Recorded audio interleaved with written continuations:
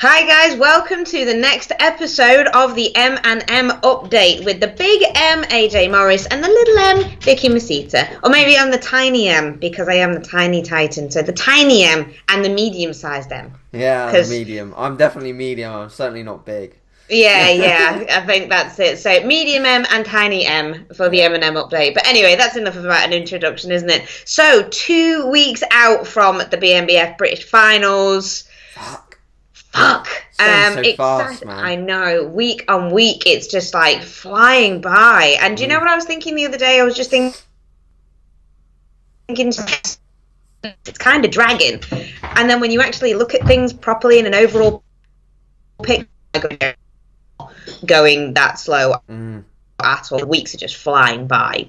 So I'll start with you, AJ, this week because I held the limelight in the first instance the last time. So tell us how your week's been so far. Obviously, we've been keeping update with you on the Insta stories because you are Insta famous. But how have you been feeling this week, and what's been going on, and what's your weight been looking like, that kind of thing? Okay, sure. So, yeah, guys, welcome back. Thank you for tuning in for another episode. If you're on cardio, if you're sort of not on cardio, whatever you're doing, thank you for tuning in and spending some time with us. If you are doing cardio and you are potentially competing in the BNBF Finals, keep pushing, walk faster, turn it up a little bit. That's it. Tick those boxes. You're so close, guys, so keep digging in hard because we're almost there. And so, yes, this week for me has been, I guess, what I can kind of, and we might just title the episode The Revelation, because I've just realised that I think a lot of what I was doing essentially in sort of the weeks prior to my other shows was for a purpose, but that sort of purpose has now been kind of completed to an extent, and now it's more so about still being in a deficit and still losing some more weight, but doing it in a manner that actually is a little bit less aggressive, and actually I think it almost looks like I could have been eating a little bit more when I was doing sort of the pushing phases. And what you've got to realize, guys, is that when you just basically when you under eat, when you get into a deficit that's too great, everything else slows down. I mean, not only your training performance goes down, but just the your general mechanisms that you go through in a daily process, your RMR, your resting metabolic rate, just everything decreases, and you start to slow down all these processes, and you can actually end up making fat loss a hell of a lot harder than you actually need to. And that's the mentality of a bodybuilder that just wants to dig and dig and dig.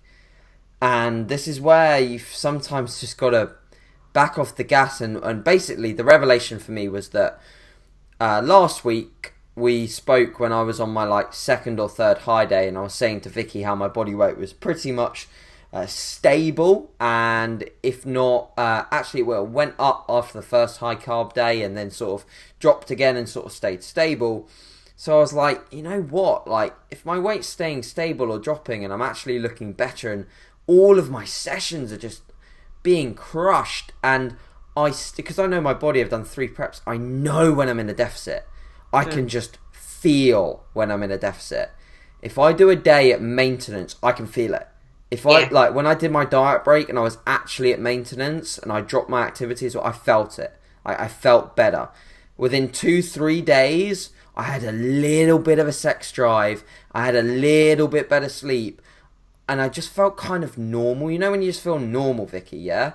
I haven't known that normal feeling in a while, but I know. Me too. But and that was obviously after the Midlands, and I felt normal just for a little bit, and I was like, okay, this is how it feels again to be a bit normal. But then you started dropping weight again, didn't you? So we kind of figured out that your maintenance level had been boosted up. Yeah. Just that little bit more. That probably gave me a slight bit of metabolic advantage, that little phase. But then, of course, I dug again. To give context, probably my weekly calories when I was digging were 2,200 as a weekly total, inclusive of low days and high days. And so basically coming into this week, I was like, what is the rationale behind me going back onto these sort of really low calorie days, which were around about 1,800, 1,900 calories? Like, what's the rationale there? I'm pretty close with regards to conditioning, and you know this, Vicky. I haven't shared that many pictures recently. I've shared a side chest. I'm definitely not as active on the picture front as Jack Thorburn. We have to mention Jack in every single podcast. Every episode. But to be fair, that guy's fucking awesome, and he deserves to upload pictures because he's sick. Sure. But anyway, yeah, I haven't shared too many pictures, but Vicky knows what I'm sort of looking like, and you can probably attest to the fact that I'm certainly tight. And so yeah, I was like, what's the point? So I just sort of kept. Well, actually, what I did was I tapered them a little bit from the high days that were basically 450 carb, 30 fat, and 160 protein. That was the high days that I was running, and sort of like they were Friday, Saturday, Sunday. And it came to Monday, and I was like, okay, let's just taper them a little bit, but make some slight adjustments so that I can not be on 30 grams of fat, because I think that's a bit stupid, to be honest, to run that for too long. So it wasn't really much of a change, but I went up to 35 grams of fat. I dropped my carbohydrates to 400, and I upped my protein from 160 to 170. So my calories now are just under 2,600. My steps are at 20k a day. That's the only, like, besides a warm up before I go into my sessions, that's the only CV I'm doing. So it might sound like a lot, like 20k steps a day, and it might sound like when you look at my feed and you see me going out for power walks, my power walks again count towards my step total. So if anything, I'm not doing crazy like an hour of cardio a day and an hour of cardio and 20,000 steps or anything crazy in terms of expenditure.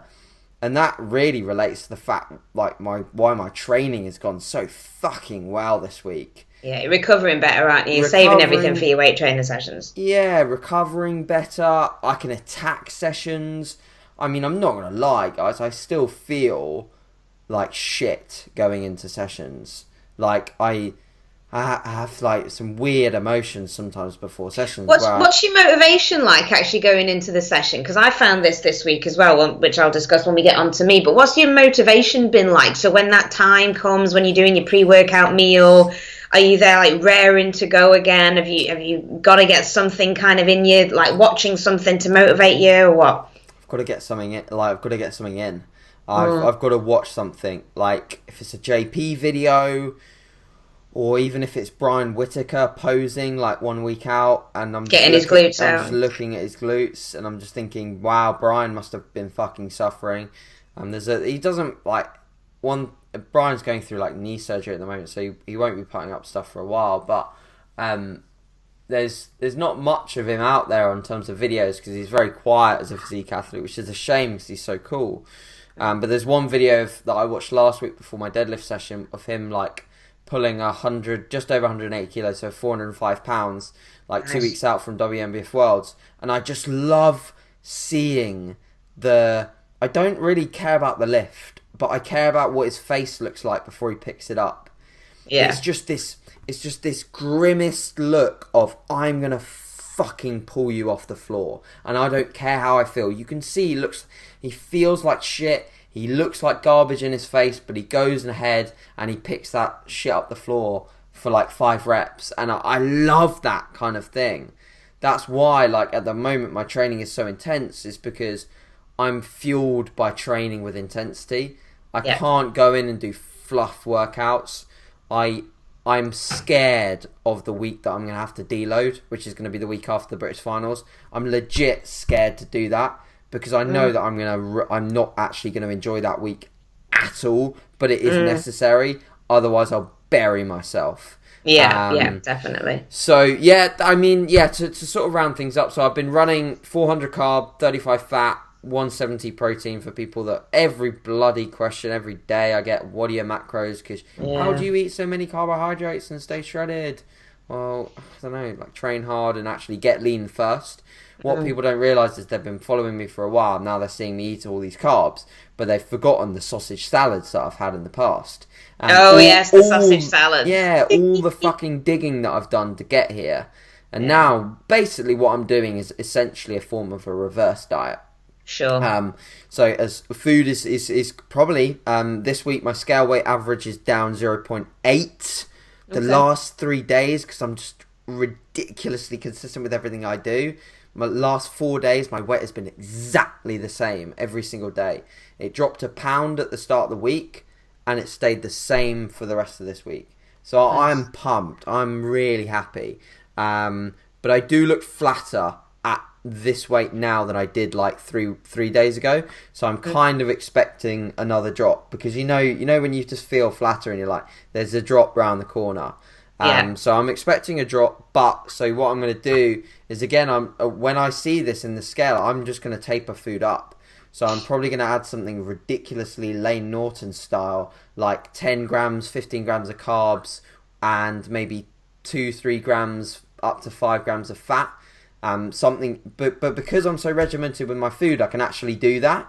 Because a lot of people will say, well, you can't do that because you can't determine the accuracy of that addition. And the discrepancies on the packs and various other bits, But you can when all you do is have single ingredient foods. That's the thing that people don't realise. Like, if all you eat is single ingredient foods and they're weighed raw or cooked or whatever, you can do that pretty damn easily, you know. Obviously, there still will be a slight discrepancy, but it will be less than someone who's having lots of packaged goods. Yeah, definitely. So that's me. So the change that I'm going to make at the end of this week is I'm going to keep activity the same. I actually like doing the walks. I'm gonna actually miss them when Vicky shouts at me telling me not to go out for my walks in peak week. That's it. Or at least for the final 4 days, because Vicky's gonna tell me, AJ, don't go for your walk. You need to rest your legs. Yeah, your quads are disappearing, so stop it. We'll discuss that next week in terms of how I'm gonna approach tapering my cardio. But that's gonna be the change. So food's gonna be up. Food's gonna be on the up. More tatties. Feet are going to be up. More tatties. More chippies. More chippies. Tiny bit more chippies. Tiny bit more chippies. The chips are going down well on the Instagrams as well, so thank you very much for that, guys. Tagging us in all your pictures of your chippies with the air fryer. So I got tagged in a fucking air fryer purchase the other day. I know, I saw. I was like, that's amazing. We are like starting this biggest craze of the pre-workout chip, which is just incredible. Just before we go back onto me, how's your sleep been this week? Obviously with higher calories and lower expenditure. God, amazing. Unreal. And a huge shout out to Callum Raystrick, who I did a podcast with on digestion when we were back at Teen Muscle Radio. And I just asked him, I was like, what do you think of magnesium and as a sleep supplement, and also melatonin? I haven't used the melatonin yet because it hasn't arrived. I don't think I have a need for it, but I might try it a few times just to see how badly it knocks me out. Because I know that Josh Bridgman has been taking Fade Out by Redcon, and I looked up the ingredients on that. I personally at the moment wouldn't take something like that without triple checking it on WADA and the drug forum thing. But we had to double check melatonin in itself, didn't we? Yes, because for you guys who we were a little bit kind of confused as to whether or not we could actually use melatonin because of the fact that it crosses the blood-brain barrier. So sometimes it can be classed as like an unlawful or an illegal substance that we can use in tested federations. So we did actually have to check that, didn't we? Yeah. Do you know what the scene is on GABA? GABA. Now, you see, I thought personally that GABA was on the WADA ban list. Yeah, because it's in that Redcon sup. Because I looked up the ingredients and I was like, if he's getting really, really good sleep, I bet there's melatonin in it, and there's a big dose of there's 5 milligrams of melatonin in there, and you're meant to start like 2 milligrams. So Josh, you're sleeping like a baby because you're having a fucking ginormous hit of melatonin. That's it. But I'll probably tell him on message anyway. But I wouldn't use that every night, buddy, because you'll start reliant on it like no tomorrow. But we don't know about GABA. I don't know if anyone if there's any natural athletes looking, the thing that or watching this, the thing that we highly advise is become a member of the BNBF DFAC group, where you can post up products and then also just double, triple check WADA, double check Global Joe before you take any sups, because there was actually a junior that got picked up earlier in the year at the Southern for I can't even pronounce it, but it's like hegemine or whatever it is. Yeah. Which is in some pre-workouts. Hegemine, yeah. Yeah, so the poor kid only took... It was probably only a pre-workout, man. And it's only banned in competition, so all he had to do was stop that like 3-4 weeks out. I don't know when it is. Hence why I don't take pre-workouts and just nail black coffee. And watch Brian Whittaker, which I think is totally... I think that's all right. I think that's okay, isn't it? I think that one's all right. That's not on the banned list. I don't think so. You watch too much Brian Whittaker. So yeah, just double, triple check, guys, because you don't want something silly like that coming up, because that's horrendous for that kid. And unfortunately, he should have double checked. He should have double checked. That's the simple excuse matter. of I don't know just doesn't cut it. Unfortunately, did you hear about that girl? Well, I can't remember whether it was this year or last year, but she got picked up on a banned substance, which was Testagel. And she had no idea that she was actually, using that or anything like that. But basically, she was a natural competitor. Yeah. And her boyfriend wasn't, and he was using Testagel. So what he did was obviously he put Testagel on his chest or what have you, and then when she gave him a cuddle at the end of the night, it transferred, and that's what obviously came up in the drugs test as a positive. But she was banned for that. It's something as simple. I mean, could you imagine? Oh my God, you'd go mental at your boyfriend, wouldn't you? Oh yeah, you'd kill him. Proper kill him like that bastard. But yeah, so it is very, very important that you check on absolutely everything that you take. I do take a pre-workout with my coffee, especially at this point. I'll have my coffee and then like 10 minutes later I'll have my pre-workout before I go to the gym. Sure. But my pre-workout is Endeavour, which you can get from Tom Mac. Totally recommend. Yeah, highly recommend that one. It's a really, really, really good product to use. So, and that one I know everything is safe. And I also use one from Richard Foster as well, which is Strom Sports, but that's when I need a really, really good pump. Yeah. And that's Basimax, and that is absolutely incredible. Yeah. Getting a pump. So yeah, go and check out those two. They're all natural products. Not that we should get them to sponsor this one, obviously if we're doing this. Yeah, we should. Why not, Tom? I'll ask Tom. I'll speak to Tom. See if we can get a hefty discount code. Hefty discount for the M&M podcast. Absolutely. But yeah. So that's cool. So sleep-wise good. Sleep-wise really, really good. So I'd recommend magnesium glycerate. Glycerate is the one that I use, because if you use the magnesium, I think citrate, that can actually cause it's a laxative effect. So you won't really be wanting that unless you want a dramatically low weigh-in. That could be cool. That could work. You could just shit out your internal organs and be very light on the scale the next day. So but you some like 212 athletes sometimes use magnesium citrate in high doses to make weight. Basically just cause loads of diarrhea and make weight. But imagine how brutal that is. Like when you're already depleted day before the show and you're just even more depleted, and then you have to weigh in and then you have to compete. Fuck that. You'd also be like, well, that's it. You'd also be like really, really flat as well, because along with diarrhea comes with lack of water. So the minute you start, crapping out all that water, you're just going to deflate, and just look really crappy. So not really advisable to have the laxative effect on show day either. You might mess up your tan royally. Not the best thing to be advised. Cool. But so cool. Top tips there. let's go on to you. So Vicky, how have things been this week for you? What was the goal at the... I know the goal at the start of the week was to namely bring the waist in a little bit more and get the waist a little bit tighter. And so how has that taken place? And then obviously we'll move on to how your training went, etc. Yeah, cool. So that actually has been working really, really well. I've been concentrating more on actually holding vacuums, which I found... Yeah, very interesting actually. So holding vacuums just as many times as I can throughout the day has really kind of helped bring in that waist a little bit more. Do you think that's because you got more control of your waist now? Yeah, possibly. I'm also holding planks as well, and a lot of different core exercises to try and bring that waistline in.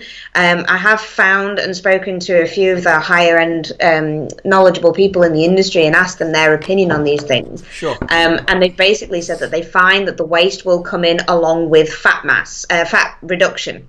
Really? Fucking hell. Yeah. Okay.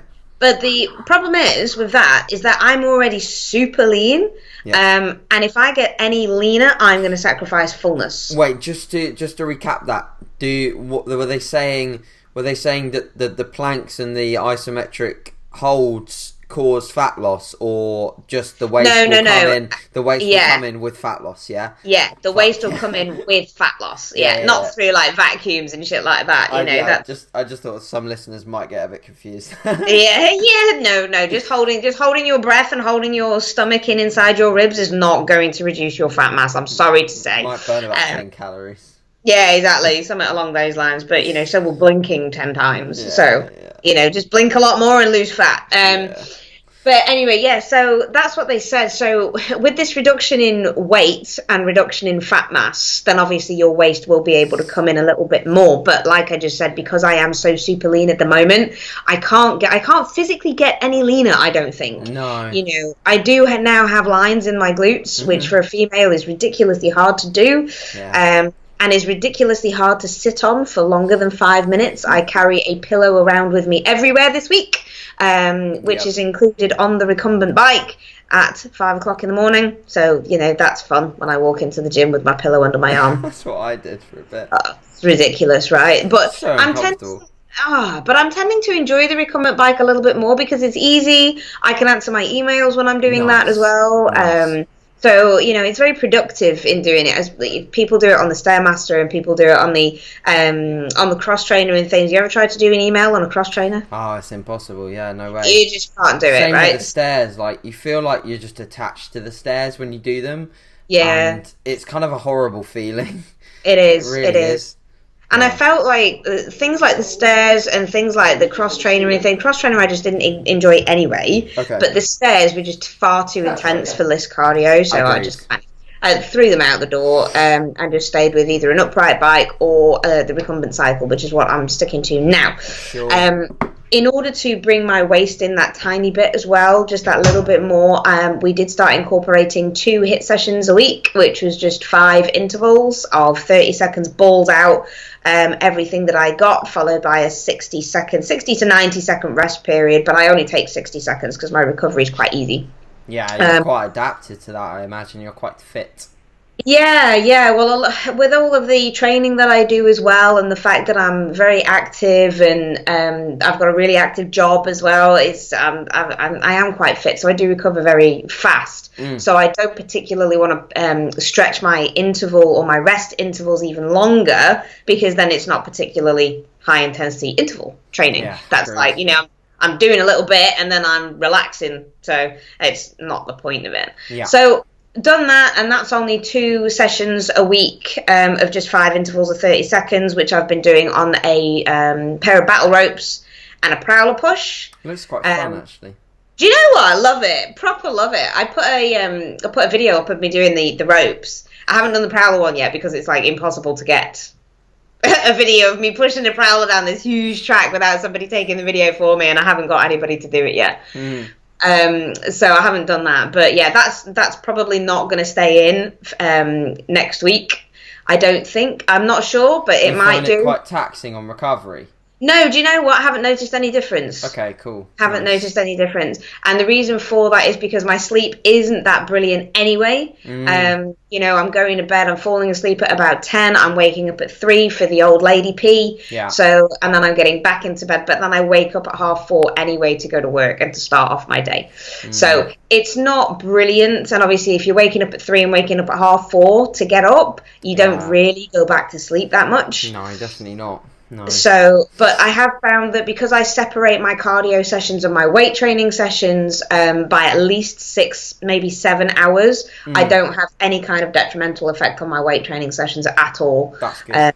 which is really good. So my weight training is a priority at the moment, obviously, to kind of keep hold of that lean muscle that I have got. And how's that going this week, weight training wise? Like in your sessions, are you retaining your strength? Is there anything that this week you've gone into a session and you've walked out of the session thinking, fuck, that session was not so good, or was a bad session? Or have you walked out of every session and thought, yeah, good, like I was happy with that? What was this week like?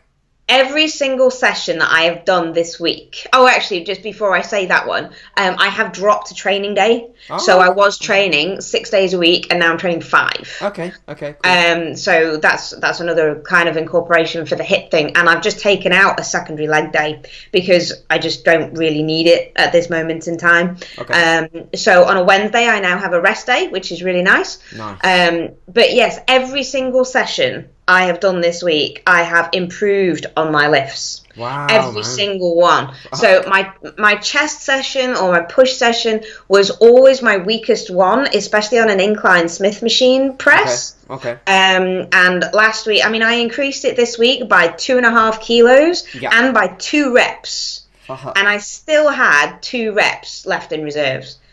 And I got up from the bench after doing it. And this is like a 30-degree incline, so it's a high incline as well. It's harder. And the Smith machine that I do it on at work is stupid heavy. Mm-hmm. And, so like 2 weeks ago, I was only doing it with 2.5 kilo plates aside, and that was it. Wow. And I was failing, and it was so bad. And now I'm doing it with like 10 kilos aside and still having reps in reserves, which to a lot of people might not seem like a lot, but for that, that's probably about 40 kilos is in my gym, and I'm doing it for 20 reps. Yeah, that's cool. So that it's a bit mad, and the fact that I can obviously jump that amount in weight and still not lose, and these are with 3-second eccentrics as well. Mm. So the fact that I can jump that weight, increasing my strength, still have reps in reserve, and feel like, where the hell did that strength come from on these calories and this far out? It's absolutely immense. So that was on my push session. Had a rest day Wednesday, and then what day are we today? Oh yeah, so yesterday I had a refeed day. Mm-hmm. Awesome! Awesome refeed day. Lots of chippies, lots of rice, lots of pineapple, and bagels. Perfect. Bagels. Strong. And bagels. Strong. Now, never underestimate the power of the chippy, because you remember I don't know if people were following the Instagram, but a few weeks ago, remember I was on the pec deck and I was like, the thing that I hate about being in a deficit is that I lose one of my favorite presses, which is my seated dumbbell overhead press. Yeah. Yeah, and when I came down to see you, I was pressing like 18s or something, or 20 of my head. Something like that. Something along those lines, and then you told me off and said, just drop it and get more reps, it's fine. So I did that. But this time, when I did that video, I did 14 kilo dumbbells, and all I needed to get was 14 reps, and I failed on it. And I was so pissed off. And for the last couple of weeks, it's just been gradually building up. So I've kept it at 14 kilos, but then it went up to like 17 reps, which I was happy. My rep range at the moment is 14 to 18. And then yesterday, I had my chippies pre-workout. Awesome chippies, Texas style chippies as well. So, smoked paprika and all that malarkey. Oh, yeah. Went into the gym, picked up my 14s. I was just like, do you know what? I'm going to fucking smash this workout. Picked them up, whacked them over my head, did 18 reps, 2 reps left in reserve, piss easy. I actually got up. I had my headphones on, my big, fuck off, leave me alone headphones, which he actually pays attention to. They still come up and talk to you. But I had those on. I put my weights down and just got up from the bench and went, fuck yeah. Yeah, the clap of peace. The clap of peace. And I had so many people just look at me like that. So that was quite hilarious. But yeah, it was a good session. So yesterday it was an awesome session. I came back in the house and I was like, do you know what? I really smashed that session. I was really happy with it. Good. And then woke up this morning hoping to feel really full and really pumped because I've had like 100 grams of carbs yesterday. And nothing. Yeah. So just so people... just burn straight through, mate. Burn straight through. So just so people aren't aware, when you have a refeed, and I'm talking about a refeed, not a cheat here, guys. Yeah. A refeed. You would still expect to put on some kind of scale weight. Exactly. Glycogen, water, just the sheer volume of food that's obviously been changed. And I was hoping to have put on about 1.5 pounds, possibly 2, depending on, the time that I wake up. No, I lost 0.5 pound. Mental. Yeah, stupid. So lost 0.5 pound, still flat as a pancake with no filling. So basically a crepe. It'd be interesting. Are you training today? Yes. Be interesting to see how you look during training, because I think even when refed, it's rare to wake up feeling significantly fuller, comparative to when you wake up on a normal day, just because you've been fasted for so long, you've been out without water for so long. It'll be interesting to see what you look like during your training, because I personally, even after refeeds where I have gained weight, I don't wake up feeling full. I still wake up looking pretty much the same as I would if it was a big refeed and I'd spilled a little, which hasn't really happened this prep, but maybe happened in the past, I'd see it and I'd see a difference in the pictures. But usually I look fairly similar. It's only when I get into the training session and I'm like, wow, this is like, I have more of a pump. So like we talked about last week with the pump fading during workouts, maybe what you'll find today is that the pump hangs around for that little bit longer, but maybe it doesn't, and maybe, to be fair, you've just shifted through the substrate, which wouldn't be a surprise, to be honest.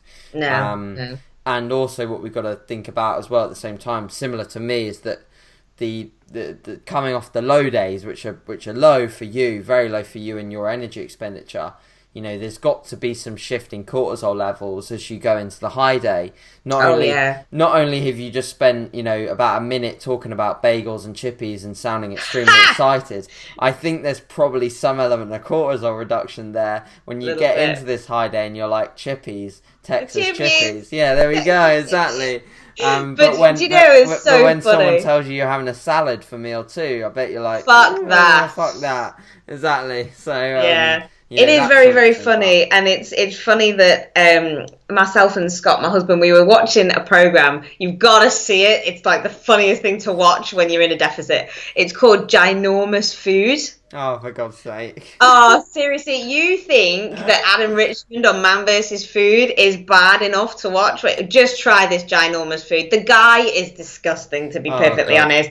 I mean, he's the size of a house. He's got this huge ginger beard, and he looks a little bit like a fat version of Bear Grylls.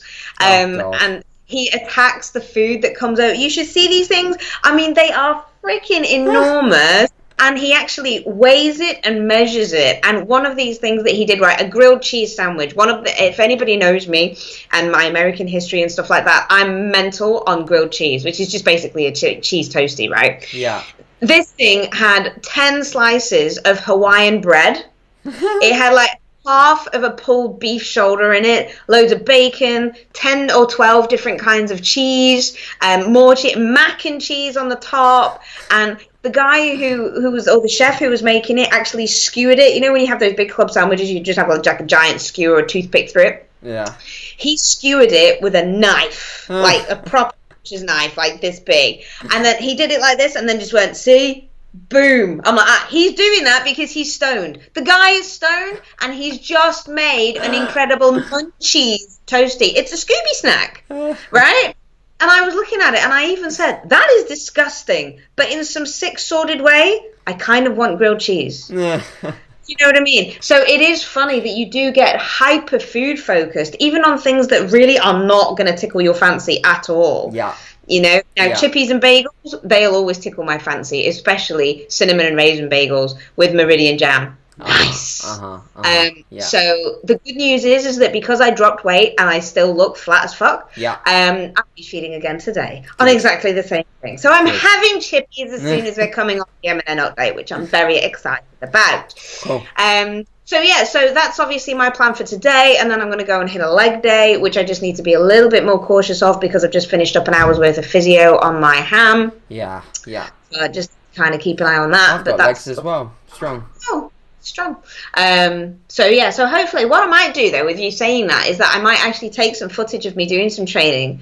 Just do some just do some curls at the end or something, or just do some light upper body just to try and get a pump and just see if you feel a little bit fuller. That's what I'd do personally. Bicep. Yeah, but to be honest, you'll probably, by just getting hot and getting warm and getting water and substrate moving around in your lower body day, you'll probably get a pump anyway. Sure. And you'll probably feel whether you're any fuller or not, and then you'll see via that. That's something that I've always felt like. You can almost, and when you know your body this well, you can just see it and feel it. Like I said to Jack the other day, I was like, I'm feeling flatter than I was 2-3 days ago. I was like, just feel my biceps, and he was like, yeah, no, I can feel. Feel that. me, bro. I can feel that. The muscle has like an empty feeling, whereas when you're decently full, and this is how you should feel like in the days leading up to a show, or at least definitely backstage, is that it should feel like it's like fit for bursting. Yeah. And it should feel like there's stuff in there, not just an empty sack of shit, which is what I've stepped on stage like a few times already, and it's not a good look. No. Especially if you're not peeled, which I wasn't at my first show. So it was a combination of not being peeled, and also being flat, which made me look even fatter. So if you want to look like diced and, you know, at your peak condition with good fullness, like, you've got to master the act of knowing how that feels. That's something I hope to do in sort of 14 days-ish time kind of thing. But yeah, I guess we'll leave it there, Vicky. I think this has been a good update, a good roundup. We've hit a nice time period for people on their cardio. So do you want to, as you intro, wrap things up and tell people what to do in terms of screenshotting our faces and things like that? And definitely screenshots. So, you know, if you're watching this on YouTube, AJ, give us a big smile and stuff like that. This is the screenshot I want to see. So there you go. So we've got some screenshots there. We should have done that ourselves. What a knob. Yeah. Why didn't we do that? Oh, well, never mind. So get some screenshots of us, tag us in your post. Obviously, follow AJ, follow myself. I've got another podcast coming out this week on Don't Fear the Wait. So make sure that you tune in for that one as well. That's really going to be quite interesting. A bit more sciencey, but, you know, it's good for an hour on the Cardio Stairmaster, I would have thought so. So in the words of Porky Pig, that's all, folks, and we shall see you next week on the next episode of the Medium M and Tiny M M&M update. And as always, if you've got any questions or anything that you want us to answer about our preps, then obviously put it in the comments section and we will get back to you ASAP. Cheers, guys. See you later. Cheers. Bye.